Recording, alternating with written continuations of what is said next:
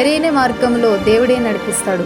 నీ నిత్యానుసారముగా నన్ను నడిపింపుము, నీ మార్గమును నాకు స్పష్టముగా కనపరచుము. కీర్తనలు 5:8 ఈ విధంగా సెలవిస్తుంది.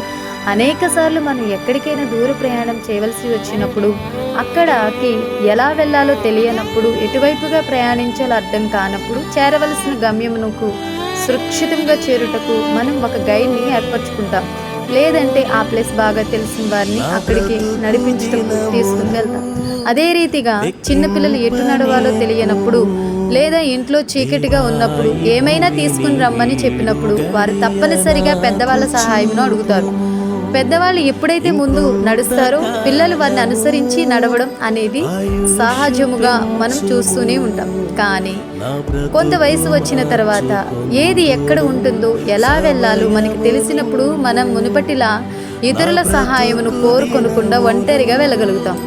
ఇదే విధంగా చీకటి లోకంలో మనం జీవిస్తున్నప్పుడు మనకి అంత సవ్యముగానే ఉన్నట్టుగా, అంత చక్కగానే తెలిసినట్లుగా అనిపిస్తుంది. కానీ అనేక సార్లు, అనేక పర్యాయములు మనంతటా మనమే జీవితంలో తప్పుడు నిర్ణయాలు తీసుకుని దారి తెలిగిపోతాం. కొన్నిసార్లు ఇతరులను నమ్మి మోసపోయి ఉంటాం. ఏదైనా ఉద్యోగం కావాలి అనుకున్నప్పుడు, ఏదైనా స్కూల్ లేదా కాలేజీలో చేరవలసి వచ్చినప్పుడు, లేదా చేర్పించవలసి వచ్చినప్పుడు ఎవరినో ఒకరిని నమ్మడం, వారి ద్వారా ఏదో ఒక విధముగా మోసపోవడం, తప్పు మార్గమున వెళ్ళడం అనేది జరుగుతుంది.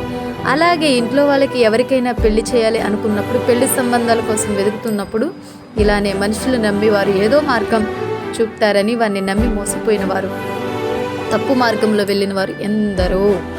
లోకము తీరు ఇలానే ఉంటుంది. మనుషులు ఎవ్వరూ తనను సరైన మార్గంలో నడిపించలేరు. అలాగే మోసపోయినదైన తన మనస్సు, మోసకరమైన తన హృదయం తనని సరైన మార్గంలో నడిపించలేదని గ్రహించాడు దావీదు.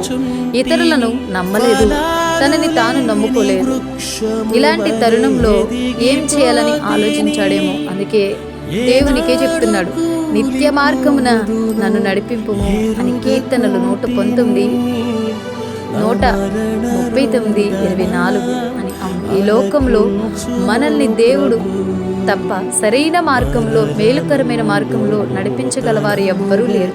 యేసే మార్గం, సత్యం, జీవం. కాబట్టి దావీదు వలె మనం ప్రార్థన చేయగలుగుతున్నామా? ఈ పరిస్థితి, ఈ రీతిగా దేవుణ్ణి అడుగుతున్నామా ఆ పరిస్థితిని బట్టి? లేక ఇంకా మనుషులను నమ్మి వారు చెప్పిన మార్గంలోనే నడిచి మోసపోయి నష్టపోయి వారి వలె ఉన్నామా? దేవుని వాక్యం సెలవిస్తుంది, ఒక గుడ్డివాడు మరొక గుడ్డివానికి దారి చూపలేడు అని. కాబట్టి ఈ లోకంలోని మనుషులు ఈ లోక పరముగా ఎంత జ్ఞానవంతులు, తెలివైన వారు, గొప్పవారు అయినప్పటికీ కూడా నిన్ను సరైన మార్గంలో నడిపించలేరు అని గ్రహించి, ఇక మీదట అయినా ప్రతి దినము, ప్రతి క్షణం దావీదు వలె ప్రార్థన చేయటం నేర్చుకుందాము. దావీదు వలె దేవుని మార్గంలో దేవునిచే నడిపించబడదాం. ఈ వాక్యం మిమ్మల్ని తాకినట్లయితే, మీతో మాట్లాడినట్లయితే లైక్ చేయండి, షేర్ చేయండి, సబ్స్క్రైబ్ చేయండి. God bless you all.